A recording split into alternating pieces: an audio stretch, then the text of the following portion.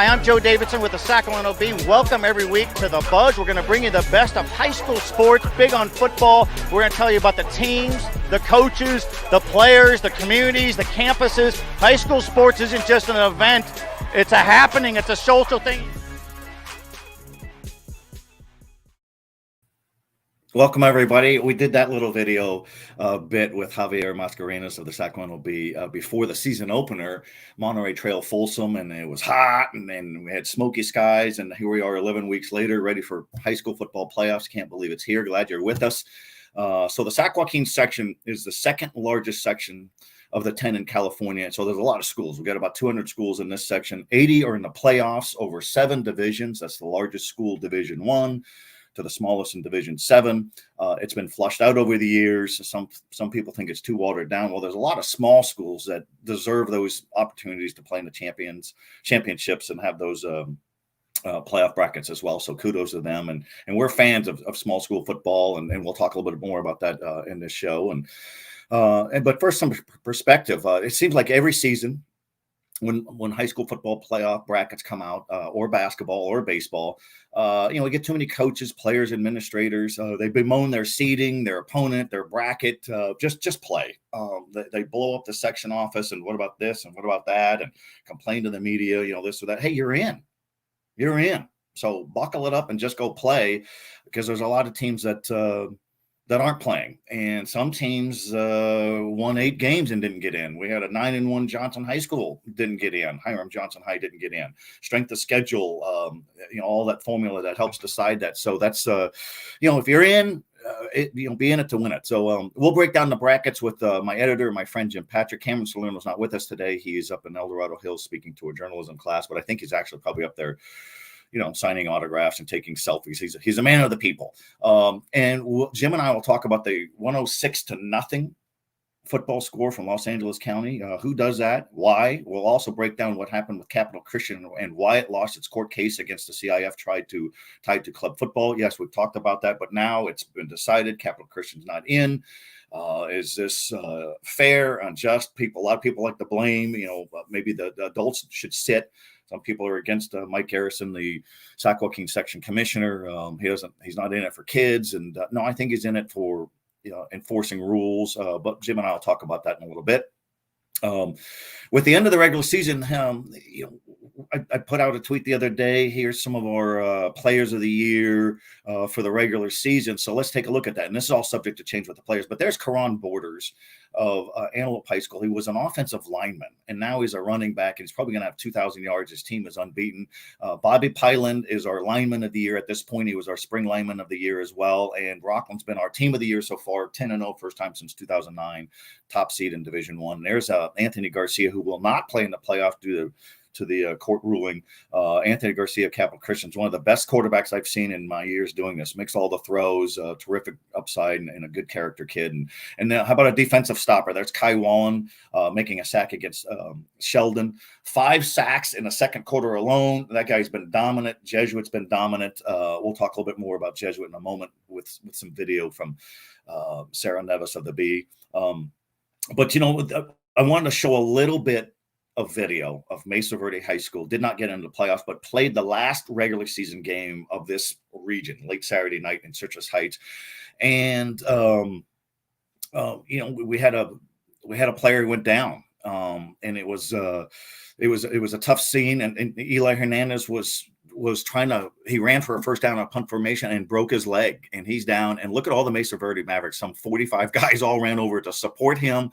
I think it's a great moving show of support and love, and just it's really kind of what it's all about. So I appreciate that. I know the coaches did too. And Leonard Casillas, the coach, said that we're going to have him back. We were really concerned about serious troubles with that broken leg. And then the father, Eli Hernandez Sr., told his son, hey, it's okay. You got the first down, and the young man laughed. So that's a nice bit of sportsmanship there. So thank you for giving us that video, Coach Casillas. And he's an alum of the school. That's a program at Mesa Verde that's had some success in the 1980s. It's had some lean years, but I like it when alumni get in there and try to coach and get things going. So now we're going to go the opposite spectrum. one of the hottest teams in the section for any division is Jesuit. Big Red has won 9 in a row, offense, defense, special teams, great coaching, and saw them the other night, the Jesuit Marauders with our videographer, Sarah Nevis. And we're just going to run this video. And this is senior night for Sheldon, and got some rude hosts from Jesuit came down and crashed their party and won the league championship, the Delta League. And here's Sheldon before the game. We can do this. We can handle these guys. Let's play clean football, block kicks, just dominated in the trenches. Jesuit has played with tremendous drive since losing a season opener big to Folsom. They want a rematch. It could happen. Making plays on special teams, offense, defense. Great job in the trenches, especially for Jesuit. We mentioned Kai Wallen earlier. Sheldon kept at it and kept pushing and pushing. That's what Sheldon does. Sheldon will be a factor in the Division I playoffs. If Sheldon could win its opener against Turlock, then Sheldon will take on Rockland. You want to upset the field, that's where you start doing it. You start bumping off the top seeds, because not every number 1 seed wins. And an extra kudos and props to Jesuit coach Marlon Blanton. He's done a terrific job. He's been there about 10 or 11 years. Sometimes the alums are a little antsy and they want change. I don't know how you're going to get any better than Marlon Blanton. Is a real class act, and 9-game winning streak, doing it the right way, offense, defense, special teams. That's a team to look for, and we'll break down that bracket here in just a minute. But Jesuit even has depth at quarterback. Preston Vukovic is an excellent quarterback, and he's missed most of the season with concussion protocol. Then he was cleared, and he's had a bad back. Reed Daltweiler and Trenton Duar have played superbly at quarterback. So that's a terrific depth there. So we'll love to see these. This next image here, it's good for the ego, our ego, and for any tight end, National Tight End Day. But what we really got a kick out of is it's hashtag National Tight End Day and hashtag The Buzz with Joe D. So we invite people, if you're out at a game, you're in the stands, you're tailgating, breaking down film, whatever, send us a photo with that hashtag, The Buzz with Joe D, and we'll get you on there and have a good time with that. So it's good to see the parents, and that's Peyton Smith, the Rockland tight end, one of many terrific players for Rockland. When you're 10-0, you got a lot of good players. So with that, let's bring in Jim Patrick, who a week ago we talked about getting out of Folsom Prison in one piece, and that's because you did a story. So I'm glad they didn't reel you back in there, sir. There was some debate on the way out about what to do, and I slipped got a $20 bill, and everything worked out. Everything worked out just fine. No, it's Heather was watching you last week when you were saying, "Hey," she goes, "It's Italian. It's good." She's Italian, so that was very funny. And I think Heather's father, Bob Maselli, might be watching from Modesto, and he's as Italian as they get. So a lot of hand movements here. And hey, before we talk about some of these horrendous football scores like the 106-0 and Capital Christian case, we're hooked on the Delta Saints. We're going to cover their banquet when they turn in their gear when their season's over. We'll be there. But we didn't run this video last week. Javier Mascarenas at the B has this great video storytelling of the Delta Saints. It's a storied program. They've had NFL guys. So let's just run this really quick and listen to this fun interview and insight with the coaches.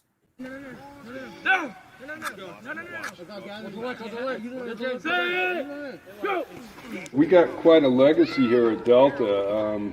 When I was a senior at Delta in 1978, the year I graduated, 77-78 football season, Tony Eason, a senior, his brother Bo, a junior, and Dan McQuaid all made the NFL. Not too bad for a school with a 280 kid enrollment back in the day, and it's still pretty close to this day. Go! Nice catch, Devin! We were hired as co-head coaches, so currently we are co-head coaches, Ed and I, and we both have a history here. We both graduated from here. We both still live in Clarksburg, in the town. Our kids have all come up and grown up and went through here, so we're just kind of hometown fogies here. Those guys are easy to root for. They're good people. And I know you were there. You did that nice story, and we talked a lot about them. But they're in the Division VII playoffs, and we kind of root for teams that play on natural grass and have 250 kids in school, and their coaches are alum. That's just the way to go. Not pictured in that video was Ed Call, the co-head coach. I saw him on the sideline at the Woodland Christian game, Joe, and you'll love it. Ed Call from 1979 is wearing his letter jacket. It's got frayed. Does it still fit? Yes. He's down there on the sideline in his letter jacket with the headset on, calling the game. And I mean, it was just, I have never seen that. I'm 44 years old. I've been covering sports for 21 years. I have never seen a head coach wearing a Letterman's jacket during a game. I don't know that I've ever seen one wearing a jacket in general, but no, you know what? I think I agree with you. I don't know if I've seen that. Daniel Wilson is the head coach at Winters High School, another small school, and he's an alum there, and he's been a football coach for some 10 or 15 years. And I was talking to him about that whole theme. I said, hey, I see people wearing their own Letterman's jacket. And he goes, whatever happened to yours? He goes, my mom still wears my Letterman's jacket to my games today. And so that's just where you go.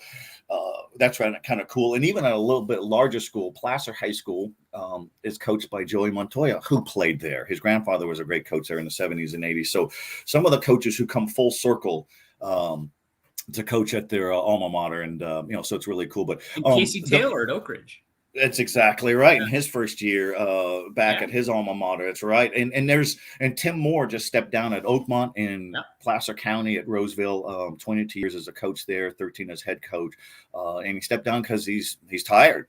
It's just a lot of work. And I get that. I'm tired. Yeah, and I think we went off script here a little bit. And if David's listening, if we could drop in that photo image of Josh Crabtree, there we go. Here's a guy, Jim, who's been out of head coaching in high school for 10 years, 11 years, and he's back because it just compelled him. And this is Josh Crabtree. He's the new coach at Pleasant Grove and the Elk Grove Unified. He's coached at American River College. That's his ARC shirt there. He's a vice principal in the Elk Grove Unified Middle School. And I was talking to him last night, Jim. I said, well, why would you get back into it? I mean, why? And he goes, it just sticks with you. And we have a responsibility and obligation to help kids. I think I love it. And he's a great hire. He's good for kids. He's good for football. He's a dynamic personality. But I like that. Coaches step away because they're cooked. And sometimes they come back because they just can't get away.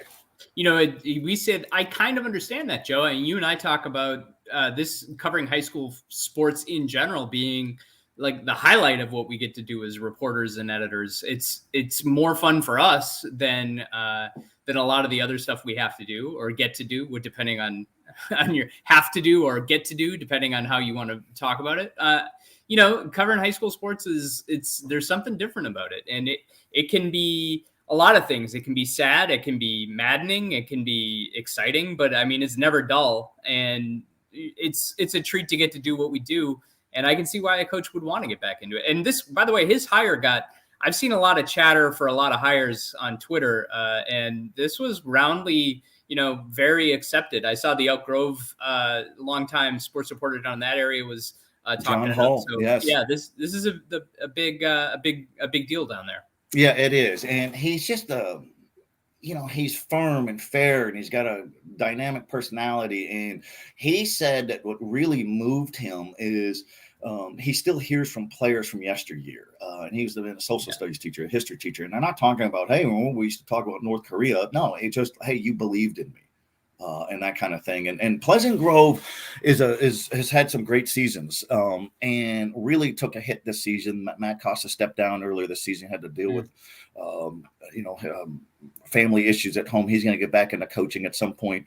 And it got so bad last Thursday, Jim, for the regular season finale. Here comes number 1 Rockland, and they just dropped the hammer on Pleasant Grove. And a Pleasant Grove kid quit during the game, grabbed his gear and started walking down Calvine Road. And that's how bad it got. But with Scott Graydon, the athletic director, one of the good guys in the business, and Josh Crabtree, huge enrollment, which always helps. Great league. And I could see them getting right back on track and doing some good things. And, when you talk about high school, I did a column last week, Jim, on I went full circle and I covered a Dixon game. Yep. And the same kind of thing. It was a Thursday game. And, I started at the Davis Enterprise back in the 1980s, and that was my beat. And I had so much fun then. And I still have that joy. I went out to that game and said, this is so cool. There's webbing on the goalpost, and there's old timers in their work boots. And this is, the joy after the game of these kids winning a game, beating Casarova in a last play field goal. So this is, I've done Kings, I've done some 49ers, but there's just something unique and fun, and that's why coaches do it, and that's why guys like us and like to cover it. And the exception to that would be when to roll into our next topic, you occasionally see some stuff that you should not see at a high school game, whether it's parents misbehaving or kids chirping a little too much out there on the field.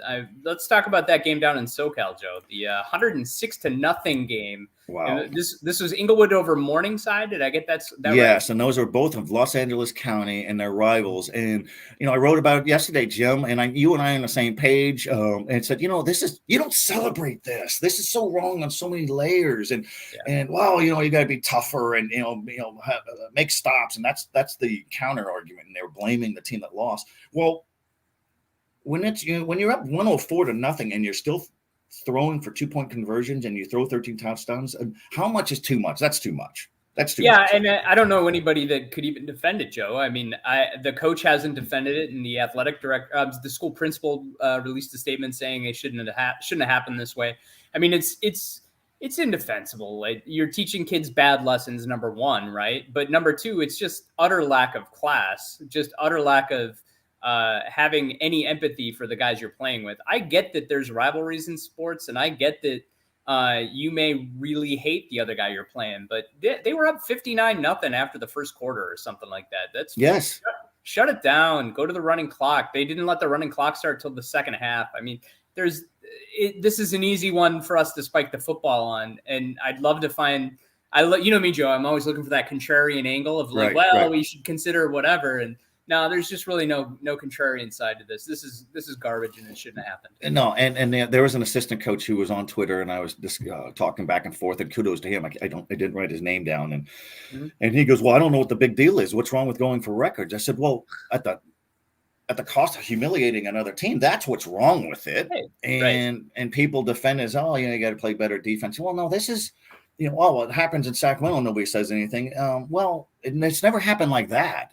I mean, it's the difference between confusing a video game with real life. Like, it's fun to rack up some kind of a stat in Madden, but this isn't Madden. There's actual human beings on that other sideline who do not appreciate what's happening right now. That's exactly right. And you've been around the country. You've been in Maine and Florida and Utah and Sacramento, Minnesota, and I don't think you've ever seen a score like that. I mean, even a 70-0 score is.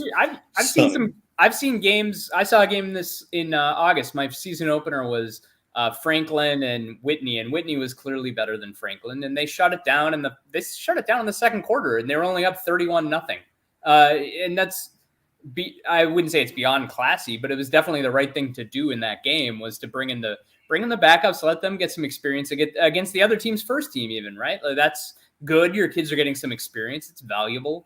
There's a reason to be playing at that point. And I don't understand. I don't understand. I just don't. How does it not occur to somebody that this is not the right thing to do? And people will argue, Jim. They'll argue anything for the sake of argument. Say, well, Lisa Leslie once scored 102 points against for Morningside, I said, but that was a bad move. That was a bad look, and the other team didn't come back on the floor, and she was upset that she wasn't allowed to set some national record. And I said, you won like 124-6. It's not defensible, especially if you're the one who people need to get a perspective. You imagine if that happened to your team. So, all right, let's talk. We're going to break down all the brackets here in just a moment. But you wrote not an easy story to write, because it is complex. The Capital Christian court saga, and it's complex because we just don't have these. We don't have teams going to court to contest a playoff ban tied to club football. We don't have pandemics either. We've talked about this quite a bit. The intent was noble. Let's have club football. Let's let these kids play. But I think the judge was pretty firm in what she said in her ruling, and why Capital Christian, looked like it was trying to disguise a club team. So why don't you take it from here? And you saw the live stream and the judge, and she had an interesting line about ducks too. Yeah, I'll get to that. Hey, number one, thanks to our team at the B that has helped me. You mentioned earlier about court cases and live streaming court cases, and this is not something that it's not something I got into the business for, but I'm all for covering the news of the day, whatever that news is. So quick shout out to Dan Hunt, assistant editor at the B. Quick shout out to Sam Stanton, longtime Rockstar court reporter, for patiently walking me through our court system and helping me with the logistics of reporting. So that said, yeah, the judge is very, it's Capital Christian is trying to spin it and say this is only a ruling on a temporary injunction. The team wanted an injunction so the football team would be allowed to play in the playoffs this Friday, but the judge said, no, you are unlikely to win your case, is what she said. Not only are you unlikely to win your lawsuit against the section, which has banned you from the playoffs for playing in a club football league, and that's what's in this picture right here. And not only are you unlikely to win that lawsuit, not only am I not going to let you play in the playoffs, but I think you're pretty unlikely to win your lawsuit as well. So it's certainly a dire. It looks pretty bleak, I guess, if you're a Capital Christian fan or a parent. They have the playoff ban extending through next year. So not just this fall, but next fall. And I think the team probably hung together pretty well this year because there was some hope that they were going to get into the playoffs next year. I don't know what happens next year. It's an open question. I think they have a good system there. And I think regardless of the playoff ban, kids are going to want to go to that school for football exposure in the future. But it seems pretty clear at this point that, I'm a big percentage guy, Joe. I'd say there's maybe a 5% chance Cap Christian wins its lawsuit. It doesn't look good. And anybody that watched that proceeding earlier this week would agree that the judge seems pretty set against Capital Christian right now. Yeah. And I think you and I are aligned on this where, you hate to see the decisions of parents and adults. I'll just say adults really. Why don't we sit down? And, the kids have to sit out, and we hate to see playoff bans on kids. And that Anthony Garcia is a terrific player, and he's good enough to get a team into a section final. It would have been in Division III. But I think people are wrong to say that, it's Mike Garrison's fault and he doesn't care about kids. Yeah. And, the section asked, the CIF governing body asked, hey, we'd like to see a roster of that club team. Yeah. And the lawyer for Capital Christian that I saw the other day on that live stream said, well, none was provided. Basically, we haven't been able to find one. Yeah. Yeah. And that's that. And, and I asked some people on Facebook about that, and they said, well, what's the big deal? It's not even Capital Christian. That's kind of a problem there. And so you feel for the kids, and, there was some work behind the scenes where Tim Wong, the head of schools, was trying to work with Mike Garrison, the section commissioner. Hey, how about if we sit our coach down or athletic director down, and maybe we don't play any home playoff? It's too late. Let the court decide. Yeah, and maybe that should have been held earlier in the week or earlier in the month or earlier in the investigation.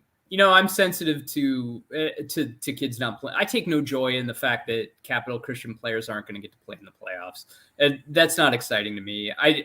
None of this is exciting to me, really. I think that the section's perspective is they really don't have a whole lot of ways they can penalize schools in their area. And what they do have is a playoff ban, and it is a blunt instrument. But, as I said to you in a private chat earlier this week, that imagine you're the section commissioner and Capital Christian wants to ban its coach for a game or something. And, there's all kinds of ways of getting around that. And I think these schools, we hear rumors about how they get fake paperwork signed for leases. And I'm not saying anybody's doing fake leases or whatever to ease transfers. But, I think these schools get really used to going around the rules. And here's an instance where the section can put its foot down, and they just don't have that many tools at their disposal.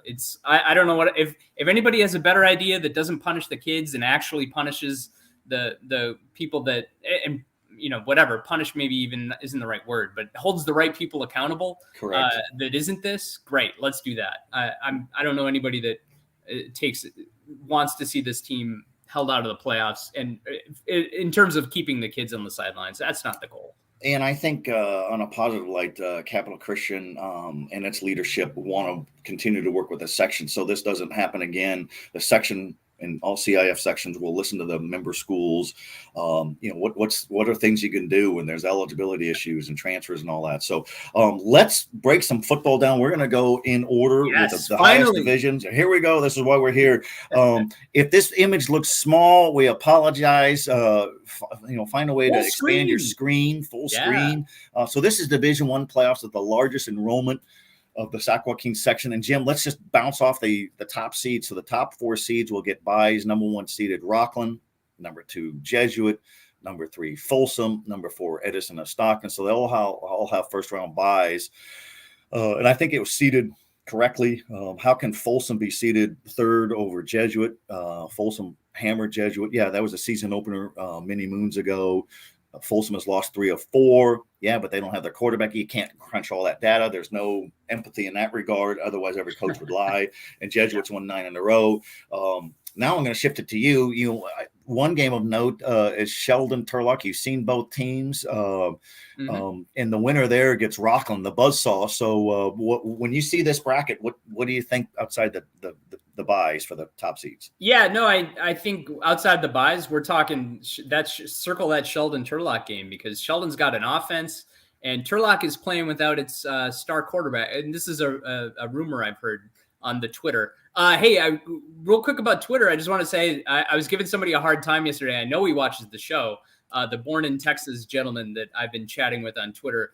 Just so he knows, he's a fun follow. Yes. I'm teasing him because he picked number 1 seeds to win the top 4 divisions and no upsets, basically.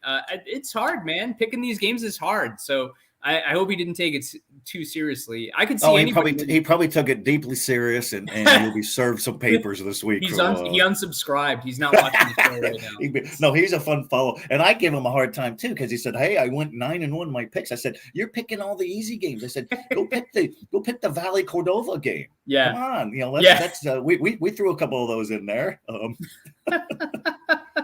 Hey, we got questions in our chat here. Non-playoff, but how far can the CBS reasonably be expected to advance? We're talking about D3. We'll get to them. We'll get to them. That Sheldon Turlock game is probably the highlight of the first round of the D1 games, Joe. Yeah, and we like to throw out kudos here. We do that. McClatchy is the 12 seed, and the McClatchy Lions of the Sac City Unified have not been in the playoffs since 1996. So Zach Kuda is a first-year coach. He thinks that McClatchy could be a sleeping giant. I totally agree. Great school, but tough order taking on St. Mary's of Stockton. Just won its 14th consecutive league championship. Down below in the bracket, you got Del Oro and Enox. Del Oro's been around forever. Why is Del Oro in Division I? Sustained success. If Del Oro loses a first or second round game, they may drop down. Let's jump into the Division II bracket. If this looks small, go ahead and open up your screen full wide. Jim, I'm going to talk about the number 1 seeds. Yeah, go ahead. Top seed. Central Catholic has got a bye. Granite Bay in the bottom of the bracket has a bye. Vacaville, number 3. Antelope, number 4 buys. Central Catholic, the top seed. Granite Bay, the top seed. And we got some good teams. I know you've seen Vacaville. I've seen Monterey Trail. I've seen Granite Bay. I've seen Elk Grove. I think you and I both agree. If Elk Grove is a number 6 is a dark horse, that's the dark horse I like. Yep. So it's a fun bracket. And Antelope's unbeaten. Antelope's going to be tough. I mean, you could talk yourself into a bunch of these teams, Joe, right? Yes.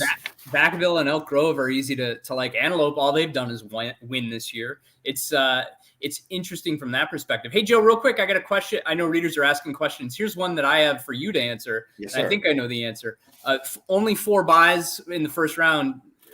Why not make it a 16-team playoff and get 16 teams involved? Is it a parity issue where there's yes. no? Yeah, okay. For years there was that, and then you would have an 8-2 Kennedy of Sac City Unified playing at number 1 Folsom and losing 75-0. Yeah, and so there was a lot of beatdown games, and the other sections in the Bay Area, Central section, Central Coast section, North Coast section, Central sections, the Fresno area.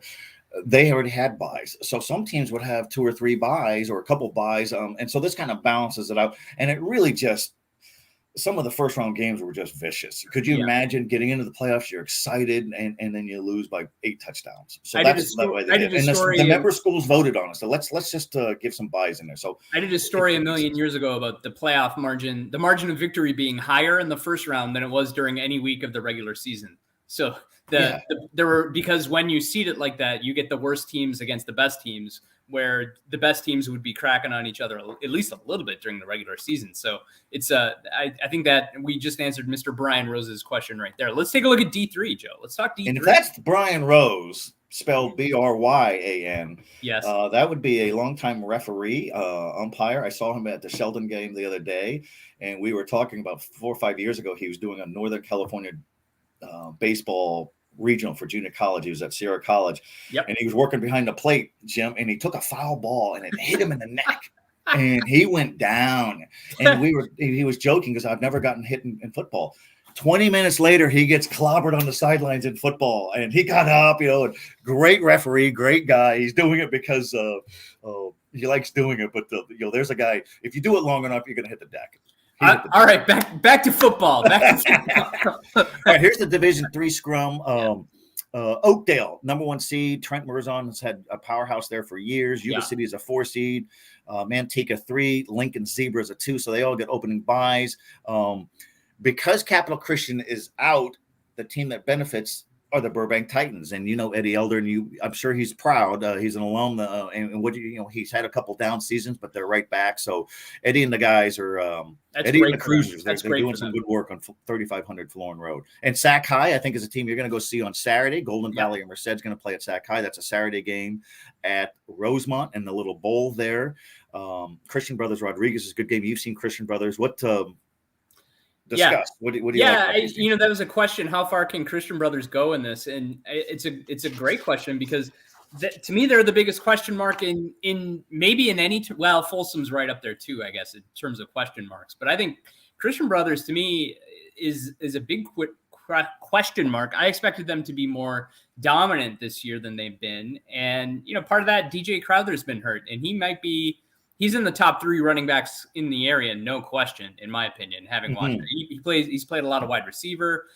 He's been working his way back from an injury. And if he's good to go, it would not shock me to see Christian Brothers make it even to a section championship, Joe. They have that kind of ability. The quarterback's a veteran. He was the starting quarterback in the spring.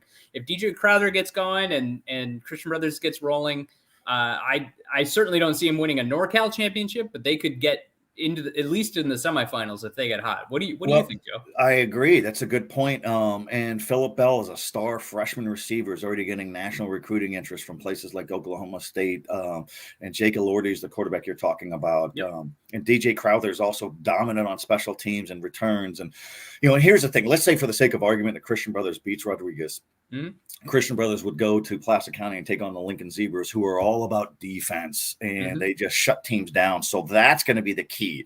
I think Christian Brothers would be the fastest team that Lincoln has seen since Elk Grove, and Elk Grove handled Lincoln earlier this season.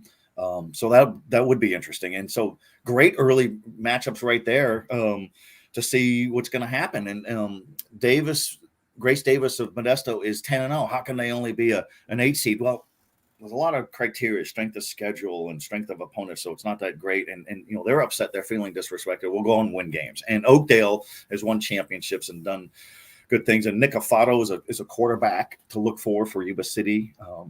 Can pass, can run. And Yuba City's from the Capital Valley Conference, which is a good league. So, pretty good there. And no Capital Christian because did not make it. Really quick, a lot of quarterbacks have been hurt. And Tyler Tremaine is due back for Folsom. He's a difference maker, certainly. Kenny Leith is due back for Rockland, also in Division I. So, we'll see how that goes. But let's roll up Division IV and take a peek at that bracket there as I crunch over my data here. As we talk about Placer, is Placer D4, Joe? Do I have my Placer is D4, and David's looking for the bracket. There it is. And so Kimball of Tracy is a newer school and number 1 seed out of the Valley Oak League. That's the same league with Central Catholic, which won it, and Manteca's in that league, and Oakdale. Vista Del Lago has got an opening by Vanden, all really prolific teams. I don't know if people play defense or can play defense, but Placer West Park is old school from 1890 something from Placer against new school West Park. So how about that? That's an interesting. Could you imagine you win the league as a first-year varsity program in Roseville, Jason Tenner, and you're taking on Placer, which is red hot, but you got to win games. I'd be pretty shocked. And I've seen West Park. I haven't seen Placer, but West Park seem light, like literally light. We're talking about kids who are sophomores and juniors at West Park. They don't have a senior on the roster. I think that gives Placer a pretty big edge to get out of that first round game. And then that Vista Del Lago Placer game, assuming Placer wins, that could be the game of the week. That could be the most entertaining game of November 12th. Yeah, and I think those teams played earlier this season. And let's see, Investa Del Lago beat them 47-37. So high Great scoring. game. Great game. Great stuff there. And Del Campo has a terrific quarterback, 6'5", Terrence Ballard. He's played hurt and inspired. He's back in shape there. Nevada Union has a quarterback that we've talked about a bunch of times, Gabe Baker, 6'3", 240 pounds. Yep. He's a powerhouse runner, good passer. But sometimes teams completely shut them down. When they lose, they get shut out. When they win with 40 or 50 points. I just saw the Dixon Rams. They block kicks. They won 2 games this year with blocking kicks. One to return for a touchdown to beat Pioneer, and then the other day, or last week rather, to seal the game. So the Rams know how to block kicks, and Ponderosa's a team that almost beat Placer in week 10. So this is another good bracket. It used to be, Jim, that it's Division 1 and 2 and nobody else really cares. No, I think they're deeper than they've ever been. Let's take a quick peek at Division 5, and if the images look small, hit your wide screen. And Escalon top seed taking a bye. Union Mine, I've seen Union Mine at the bottom of the bracket has an opening bye. Sonora's an opening bye. Pioneer Woodland, you've seen them, I've seen them. Jack Carner, beware of Jack Carner, he's on the loose. Casa Roble, you've seen him, I've seen him against El Camino. That's an interesting game. We're gonna have to be out there. Woodland and Colfax is a rematch from an earlier season game. Colfax just won its 16th league championship. I've seen Woodland. Woodland's got good size and some good matchups here. These are the games where the road trips are everywhere. But Joe, the buses. Am I right? Didn't you say the other day Escalon is as close a thing to a lock as we have for a division champion? Yeah, and that, exactly. And then, but what if Colfax and Woodland beats them? Well, then so much from our insight. But that's a team that just is so storied. 9 section championships, 1 state championships before. And Jim Silva, who's part of our the buzz here, is a guy who knows those programs. Our production crew, our lifesaver. The powerhouse teams in the Division 1, Division 2 are often up here in the 916 Sierra Foothill League and all that, and the small school heavies are often down there in Escalon and programs like that. So but upsets happen, and Pioneer hasn't been in the playoffs in years. Woodland hasn't been in the playoffs in years, and El Camino hasn't been in the playoffs in years, and so it's it's a chance to do some damage. But you've seen, I'd love to see Jack Carner take off in this bracket. Oh yeah, for Pioneer. He is the kind of kid that he's a game changer, and that game, that second round game there of Ripon and Pioneer is going to be. Oh, I'm sorry. Yeah, no, that's the game I'm thinking of. That could be a barn burn. We got too many Woodland schools in this bracket, Joe. My head's exploding. Well, I mean, Division 7, we don't have that bracket because Ripon Christian is court cases. Yeah, there's still some court cases. But Woodland Christian is also in there. So we got 3 teams from Woodland in there. That's not bad. So all right, let's take a look at the Division 6 bracket. Bradshaw Christian is a team that may win this whole thing. And has won it before. Dominating run team. Drew Rickart's been the head coach there a long time. Houston has a bye. Livingston has a bye. Argonaut, we love the name Argonaut. Liberty Ranch is a solid team. And Livingston, Somerville, Waterfield, Houston, Linden or Estemba. A lot of those are the small schools from down south that just do, huge participation and fans and communities involved. And Rosemont's a team of the Sac City Unified that's a dangerous team. That could be a team that could be a real dark horse that could get to the final. They're in the same league as Bradshaw Christian, Liberty Ranch, and also Union Mine. I think that Bradshaw Christian and Rosemont played last week, and I think that was, I want to say it was 37-12 or something like that. Bradshaw, I mean, which in the realm of high school football is not a total wash of a game. So even there, you can't write out Rosemont, can't say they don't have a chance. That would be, I mean, this is obviously the bracket that has probably the fewest teams from our area, but I am just as interested in catching a Rosemont or a Bradshaw Christian game as I am in any D1 game. So yeah, no, it's just good stuff. And the section reminds us to let people know that tickets are best to be purchased online. Yeah, almost exclusively. I know the Sac High game exclusively online. Yeah, and Sac High is playing is the home team playing at Rosemont, because it Rosemont. doesn't have any home seating. We did a story on that earlier this year. And so I know Justin Reber, the Sac High coach, also the AD, is thankful that Rosemont, hey, thank you for giving us the venue. You don't want to rent Hughes Stadium. It's a little pricey. So we'll see. And then, Jim, we're done. We did it. We broke down those brackets. We'll talk about it more as we zip through the playoffs. We could have 6 more weeks of this if you get to the state finals. Hey, let's just hope there's no 106-0 football games, court cases, massive injuries. Let's just talk about football next week. Let's just talk about playoffs and brackets. I love it. That would be great. Good to see you, my friend. We'll talk soon. And we thank everybody for watching us. The show gets linked online, easy to find. Send us photos, hashtag Joe D, or hashtag the Buzz Joe D, and with Joe D, and we'll get you on there. We appreciate everybody. Special thanks to Sarah Nevis, Javier Mascarenas, our terrific videographers, our producer David Caraccio, Jim Silva, and so many other people involved in doing this. We love high school sports just as much as you do, and we will continue to cover it the way it should be covered. Thank you very much. We'll see you all real soon.